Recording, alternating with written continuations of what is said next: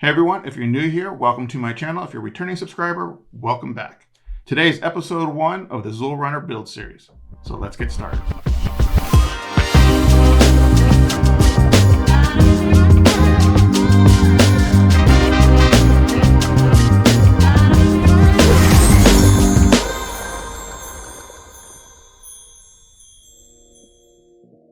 That's right, this is episode 1 of the first build series on my channel, and I thought what better way to start off than with the Zuul Runner project. Now you're probably wondering, what is the Zuul Runner? Well, it's going to be an updated version of the Ecto Runner.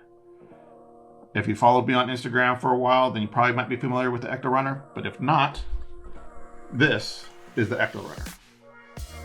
This is a team-associated 2-wheel drive B6 front end and an Element Enduro gatekeeper with trailing arm suspension on the rear. And it also has a B74 centered spool to drive the rear axle. So since this is a 2-wheel drive vehicle, I thought, you know what, I want to build a 4-wheel drive version of that. And to do that, we're going to need a donor vehicle and a whole lot of parts. Now I'm really excited about this build and I hope you are too. So let's head on over to the workbench and get into the details. Okay, so like I said, we're going to need a donor vehicle. That's what we have here. This is a team-associated 4-wheel drive B74 buggy. It is missing a couple of things. We do need a front drive shaft, which I do have. It's also missing the front differential, which again, I also have that as well. We're going to need to build a new front shock tower because this shock tower is going to be too short. We're going to use longer shocks in the front. Everything from here forward we will be using. Everything from here back can be removed. We can get rid of the rear gearbox of the rear shock tower. We will keep the rear chassis for now. We'll see how much of this we're going to cut off. We are going to need to rearrange some of the front end here. We're going to have to flip some of the steering and do some creative stuff. But this is a good start. We have our B74 buggy. That's going to be our main platform. And I also have a couple of parts here in my little parts bag.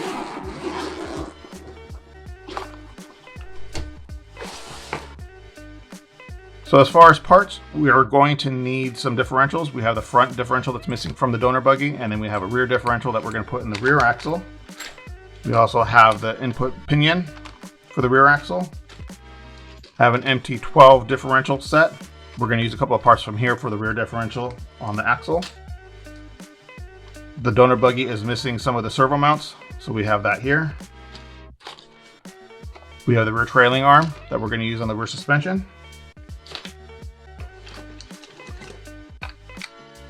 I have a rear axle here that we're going to use the axle tubes from. We also have a center pumpkin from an MT12 that we're going to use. We're going to put these together. This is what I did on the Ecto Runner. So when we get to that, we'll get into more details on how we do that.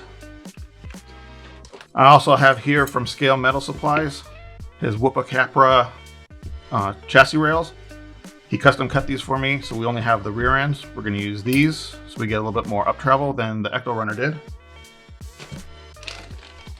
Some body posts.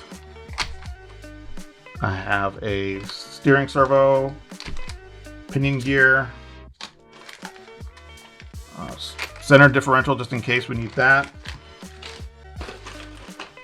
I also have some shocks here. These are some Element Enduro shocks. We're going to use these. I haven't decided if I'm going to use these silver ones or if we are going to use the factory team ones. We'll see.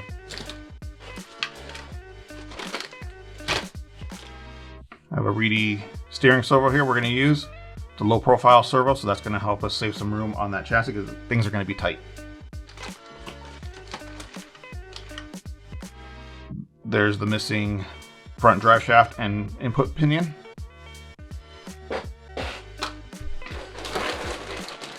I also have a complete body set for the Zuul, so we're going to use that.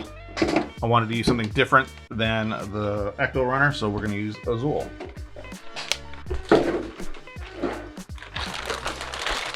Then I also have a complete gatekeeper cage. We're going to use the majority of this. Some of it will get cut up and not used, but for the most part, we're going to use this entire cage.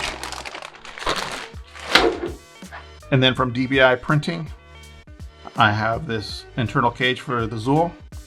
So we're going to go a little bit more of a scale look on this build. This is a really cool detailed cage. We'll go ahead and install that in there as well. So there you go. There's just a few of the parts that we're going to need. I'm sure we're going to need more once the build starts getting underway. There will be a few parts that we're going to need to custom make, but we'll get into those details when the time comes. Well, I think we're going to call this video done for now. I really don't want to make these videos too long. So if you like the direction that this is going in, make sure you give this video a thumbs up, subscribe, and turn on notification bell on. And we'll see you in the next one.